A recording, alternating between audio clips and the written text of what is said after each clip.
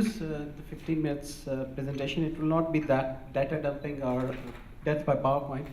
I'm keeping it more interactive, and please feel free to ask any question during the presentation as well, and then I'll be available for the Q&A, followed up by the other sessions we have till tomorrow. So it's all about blockchain. I think these days when we talk about the fintech, it's the blockchain that's the next word come out. And that's where I want to bring in, as Suhail very rightly pointed out, that there is a mist, there is a fog with this word blockchain, and especially with the cryptocurrencies. That's what I will try to clear for the next 15 minutes. So it's the blockchain implication on fintech, ecosystem, and innovation as well. So what's in it for the next 15 minutes in this presentation? We have in ecosystem, there are three players basically. The financial institutions, which includes the banks and exchanges and all that. Then we have government, and then we have tech entrepreneurs. There's something different for each of these stakeholders when we talk about the next 15 minutes. For the regulators in fintech, they have a different application. For the financial institution, they have the application for their operations. And when it comes to the tech entrepreneurs like us, we have to provide you guys solutions, and we can be the bridge between the conventional fintech, or rather the conventional banking and financial institutions, to the contemporary one of the 21st century. That's what's in it. What's not in it is also what I like to clarify. We will not be focusing much on the cryptocurrencies because that's the only one application out of blockchain. I will give the analogy that imagine you have an iPhone and there is app in it. Cryptocurrency is just one app in the iPhone. And there are hundreds of apps we have all in our Note 8, Samsung, or iPhone. So that's how big the blockchain world is. It's not just about the cryptocurrencies. And also we'll not be going into the nuts and bolts of the technology. So this is what we are not going to focus on. Now, the block 2 of this presentation, that is the unlocking blockchain. Since we are going to discuss or talk about, especially I think following speakers as well in the next sessions, they will also highlight this word blockchain. Let's unblock it. Let's discuss it, what it is basically, and then only you will be having a good understanding how you can apply it for your operations and as a regulator, as a financial institutions. Einstein once said that if you cannot explain something in easy words, that means you are not understanding that phenomena. And that's what my objective is for the next 15 minutes, that we all have a takeaway, that we understand the blockchain as a blockchain phenomena, not something under a blanket of bitcoins or cryptocurrencies. This is the first thing that we have to, when we have to understand about the blockchain, we have to understand what is the world without blockchain. You all are coming from a fintech or financial institution background. Currently, there are ledgers we are using, and we are using it since ages. That ledger can be of a paper-based, that ledger can be of a digital database, contemporary one. But what is happening with that? It's more a centralized one. Even a paper-based, even like a Citibank, they are keeping all the information centralized. Can replicate it at 5 different nodes, but still it is a centralized one. What's happening is that there is some authorities, there is some institute which is keeping all the data for the financial transactions, or in other words, any kind of asset transactions. So that's what is the world without blockchain. What it is triggering, it is becoming a honeypot basically for the bees. And who are the bees? Hackers. People with the intention of doing frauds.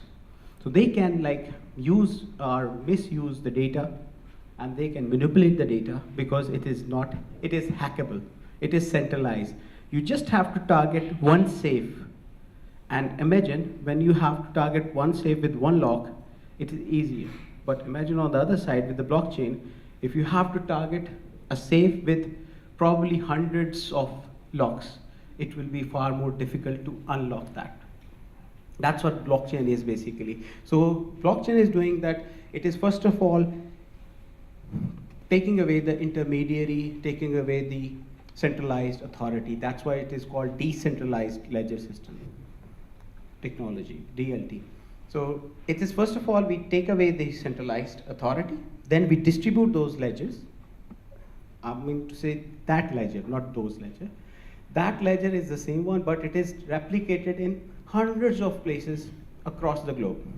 That ledger could be with your laptop, in your mobile, in my mobile, in some central database of Citibank, etc. Anyone can keep it until they are allowed to be in the public blockchain, or if it is another case, it could be a private blockchain. So this is what the first thing we do in the blockchain. We use that ledger and we distribute it among hundreds of participants, so that now hacker has a difficulty.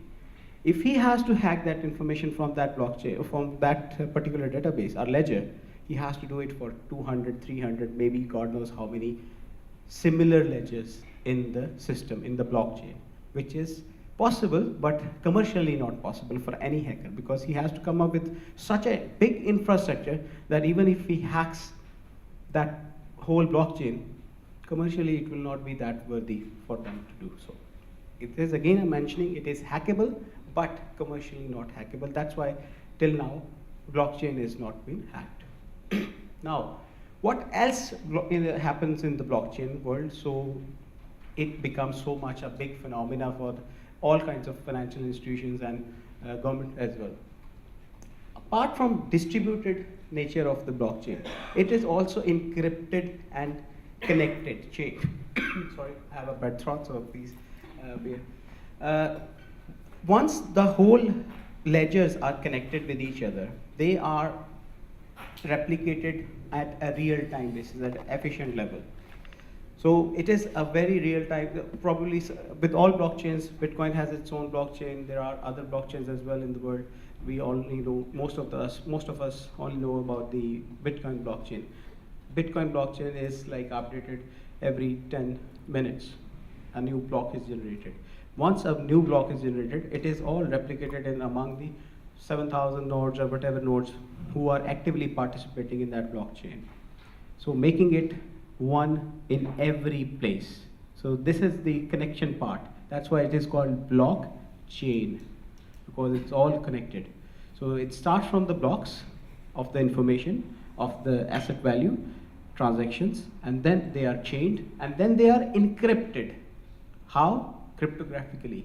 So cryptography is military standard encryption, which is again not easily hackable, and that's how the blockchain is giving layers of security to your information, to your exchange of value. So that's how it is done. It is a digital database. It is decentralized. There is no central authority who can claim I have this blockchain. Yes, they can say, but that will be a private blockchain. It is distributed, it is chained or connected, all of the nodes having the similar kind of information or transactions, consolidated. If there is no consolidation, there is no new addition of the blocks. So block will be added only with the consensus of, for example, we are like around 50 to 100 people here. If we don't all have a consensus that, okay, let's add this new block in the network or in the blockchain, it will not happen. Even one person or one node will be having a disagreement, of course based on some mathematically algorithms which will not go into. So that is the consensus. If that happens, it will remain the same. If that doesn't happen, that means there is some malfunction happening in that particular block. So it is well coded, which is mentioned that it's cryptographically encrypted. For what reason? For traceability, transparency, and trust. That's the reason why blockchain is existing and blockchain is moving and thriving forward.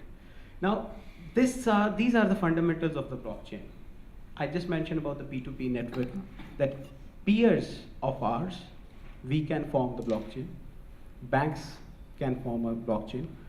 Governments, they are the peers, again, they can form a blockchain. And then they use the cryptography, they use the timestamping, and they use the distributed technology. These all things were happening before. Blockchain just combined them together. The reason I'm bringing this slide is that blockchain is not the end of the technology. It is going to be evolving, and that's why it is in the immaturity state at the moment. there could be a bigger technology having blockchain as just one of its parts, just like P2P networking is one of the part of the blockchain. And there is a possibility that eventually blockchain will become a part of a bigger giant technology which fintech people and governments and other stakeholders will keep on using. Now, types of blockchain, I will keep it very again simple. There are two types of blockchain. One we all know is about the cryptocurrencies. They use public blockchains. Anyone can be part of that blockchain. They can validate the new block as a node, as a miner, and they can also use it for their transactions, exchange, and all of that. On the other side, in the financial world, the other type of blockchain is more popular. That's why I brought this slide, which is called private blockchain, permissioned blockchain. That's pretty much similar to a centralized database that only, like for example, 5 of us or 10 of us or maybe hundreds of us will be able to access the data, access the transactions, do the transactions on that permissioned blockchain. FinTech world is using that permission blockchain in majority. There's another application they are using which is a cryptocurrency called Ripple, which I'll also share in like coming slides. That they are also using public blockchain as well as an infrastructure, as a platform, which is 4 of them currently are in use, which I'll bring in the coming slides. Block 3. Now, why blockchain is happening in the financial institution or the fintech world? Because of its nature of giant platform of trust. It's all about bringing a trust.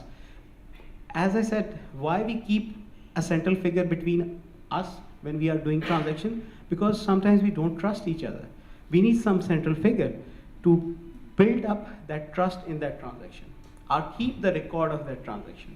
Banks do that, financial institutions do that, governments do that. Now, blockchain is a such technology that is saying, okay, I as a technology can replace that intermediary, that bank, that financial institution, that exchange house, etc., that government itself. That's why there is a fog about this phenomena that when we talk about it can replace, then the other side resist, which I will again share in a couple of slides after, that it is not always against these intermediaries. It can complement them, and yes, at certain points it will challenge them as well. So the existence of blockchain is all about trust, building up a trust between the parties who are exchanging value, right? So a perfect match or mismatch. Now in the next 2 slides, I'll share where in the fintech world it's a perfect match or mismatch. But before going to that point, again, there are 4 areas where blockchain is bringing the match or mismatch. Which are those? Disintermediation, nature of the blockchain, resilience, integrity, and traceability. What they are doing is they are challenging these intermediaries. If there are some representative here, apologies for that, but that's going to be happening soon. That Swift, CCP, Fix, DTC, these people will be facing some challenge with the blockchain technology because that is exactly what blockchain is bringing in.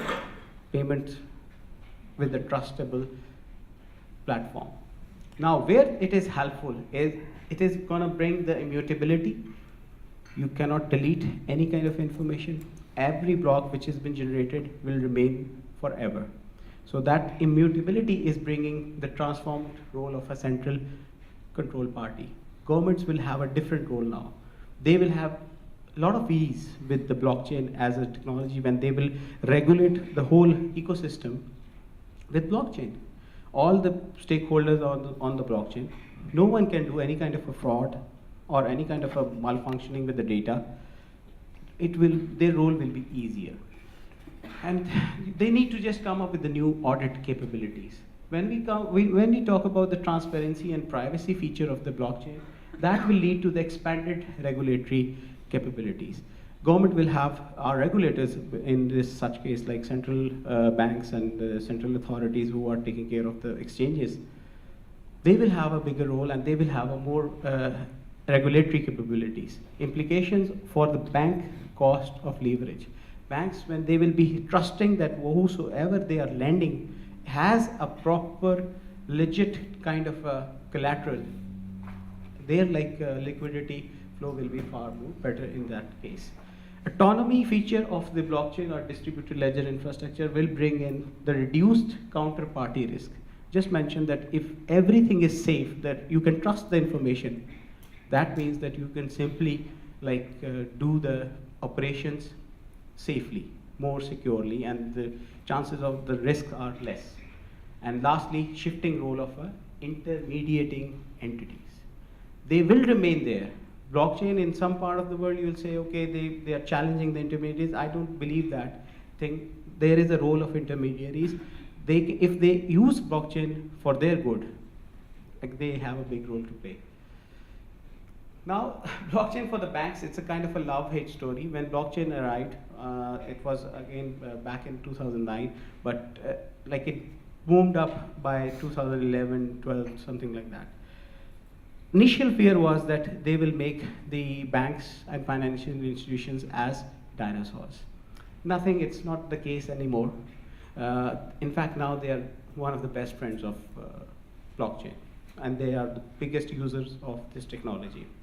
How come? I'll just bring this stat that comes from one of the credible IBM's report of last year, that already 15% of the banks and financial institutions are using blockchain.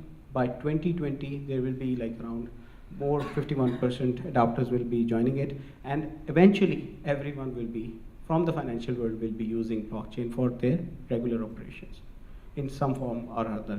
Some of the use cases I'll discuss in coming slides. This is again from World Economic Forum. Truly in. This slide will be with you, so I'll be keeping it short because I'll be handing over to the other speakers, and then eventually I'll be available and we can discuss more about this. So there is lot much happening, even again a credible source of a World Economic Forum, which you can see there is a lot happening in the fintech world from the blockchain.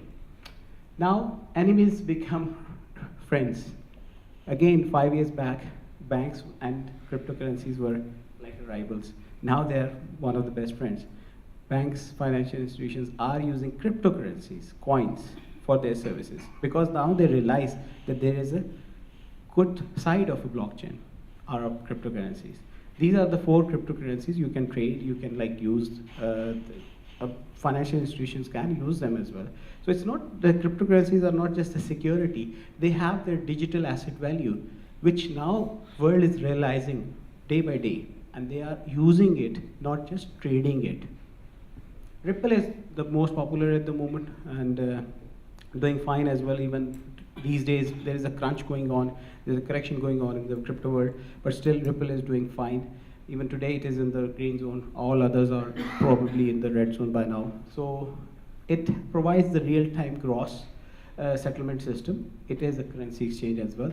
And at the same time, it's a remittance network. There are banks in UAE who are using Ripple, are soon going to use Ripple for their remittance networks, especially with India. ICICI Bank, they are using it. And then there is UE Exchange, which is using it for the remittance purpose as well, the Ripple blockchain. Now the block 4, that blockchain takes use cases. In just one slide, again the slides will be with you. So you can see that there is not, I just mentioned about this part, information and value exchange. People are generally considering, those who are having a fair idea about blockchain, they're only considering this as their main use case of blockchain for the financial world. There is a list of use cases and a very, very useful use cases. And yes, contemporary organizations, financial institutions, banks, they are using it. And we can find again on Google, or even after the presentation, we can discuss about other use cases apart from the payment settlements as well. So there is a list, whole range of blockchain uses for the financial world. These are the benefits for the financial institutions or fintech, that assuring the safety, which I already discussed. It will keep the records maintained. Standardization of the data, because all of the governments or all of the financial institutions in different parts of the world, they have their own standards of keeping the data. So once everyone will be on a blockchain, there will be a sort of a standardization of the data. And it prevents the fraud, it provides asset value management, which is the biggest value of the blockchain. and regulatory compliance, because governments are using it, have started using it, the central banks have already started using it to do this practice. Block number 5, and then we will be closing the presentation. That is the blockchain challenges now for the fintech world. We have discussed about the good side, positive side. Let's briefly discuss about what are the challenges for the ecosystem of the fintech. These are the 3 stakeholders: financial institutions, government and regulators, and tech entrepreneurs. For each of them, there are different challenges when it comes to the blockchain as a innovation in fintech world. Number 1 is the regulatory uncertainty. G stands for the government and FI stands for the financial institution. It is hurting these 2 areas mostly. Financial institutions are not like into the mass adaptation because there is no regulation. And regulators are always slow. This is a very, very fast-paced like a technology. Like it's moving rapidly. It is like, it's hard to catch up, literally. For the tech entrepreneurs as well, for governments are always slow. So they are finding it difficult to like catch up with this and bring up the regulations. That's the challenge number 1. Novelty and lack of standardization. Novelty is because it is a new technology, and interoperability between this technology and the legacy technologies. Banks are heavily, like they have invested on their technologies. Hard for them to like move forward for another technology. So they need some interoperational capability from blockchain, which currently is, because it's a novice technology, there is a challenge there. So yes, it is one of the challenge for both government and tech entrepreneurs to come up with interoperability and standardization of the technology part. Because most of the blockchains are different, having a different algorithms, standardization of their like blockchains, patterns. There's a difference between the most of the blockchains. Energy waste, we might have heard about the Bitcoin blockchain is using currently more energy than half of the European continent. So that's a challenge for world to see that how they can use this technology, and at the same time this technology is wasting or using a lot of energy. It's not energy friendly. But yes, again, tech entrepreneurs are coming up with the new friendly, eco-friendly blockchains happening thick and fast, but still it will take like around few years to establish the blockchains with the eco-friendly nature. Bitcoin blanket, that's another big challenge. Most of the world is, when they hear about blockchain, they think it as a Bitcoin sister. It is as a synonymous for Bitcoin, which it is not the case. I just explained you the analogy that it's just one app within your iPhone. One app. There are hundreds of others. So Bitcoin blanket has to come out.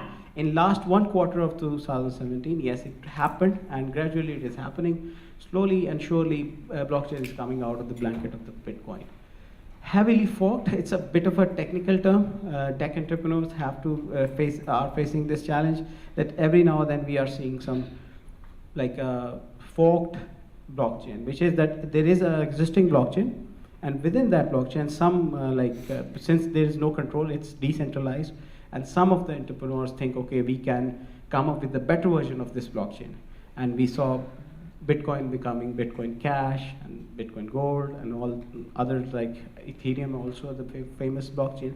They are also getting into the fork situation. So this is what the tech entrepreneurs have to take care of as a challenge. This belongs to everyone. Bubble burst. Like with every booming technology, there is like a bubble burst. And we are expecting that there will be a bubble burst for the blockchain technology as well. Governments are like taking care of that side, because at the moment it's like a buzzword, blockchain or cryptocurrencies. Without much regulations, everyone is jumping on the board, and so many fake ICOs or companies are coming in and bringing a bad name to this technology. That needs to be filtered out. So the bubble is required to be burst. It's not that we are afraid of it, and being like a evangelist of a blockchain, I believe it's a need of blockchain. in 2018, if not soon, by the Q3, Q4, we need a bubble burst so that filtered out professionals, filtered out regulators, ICOs will remain and bring value to this blockchain world. I'll again go back into the history. If we see by 1999, there were a lot of dot-com companies appearing thick and fast on a daily basis. By 2000, there was a bubble burst, and followed up, all of the big names of virtual world or the dot-coms we are seeing are from post-bubble burst era. Facebook, Airbnb, the real applications. What happened before, from 1992 to 1999, there were like every day a new startup is coming and bringing up the dot-com application. But they were not that valuable. Once the bubble burst happened, the investments were like critical, and they only filtered out professionals remained in the game. And they brought up the concept of a social networking, brought up the concept of a shared economy, which we all are using, and we can't live without it. So that's what the blockchain needs now, probably within this year, to have a bubble burst, and then followed up, there will be filtered professionals who will bring up the filtered and right value for the overall phenomena of the blockchain. One big misconception, which Sohail just mentioned, that there is a misconception about the blockchain, is that people consider it 80% as a technology and 20% as a business process or change in a business process or economy. It is absolutely the other way around. It is 80% a mindset change because decentralized in the nature. People have to come out of the centralized nature of business processes. It's a decentralized one. And at the same time, yes, it is based on the technology, so there is a role of a technology for 20% and 80% mindset shift, economic shift, and plus business process change. So that's what you have to change the angle of seeing blockchain, not as a technology, but as a change in business processes. Lastly, we'll just chain out the whole blocks, which we just saw, the 5 of them. Our first block was orientation. Then we saw some application, the FinTech ecosystem. Why blockchain is happening, where it is going forward, some blockchain challenges, and strategic implementation, that it is 80% a set of mindset change, business process change, so not just a technology. Blockchain is not a problem which is looking for a solution. In fact, it is the solution which is looking for problems to solve. It's that big. And lastly, I will say that blockchain is magical, but it requires some genie like you, coming from the fintech world, like us, coming from the tech world, like regulators, like Dubai. It requires some Aladdins to just rub the magic lamp of blockchain and bring out the best of this technology. Thank you very much.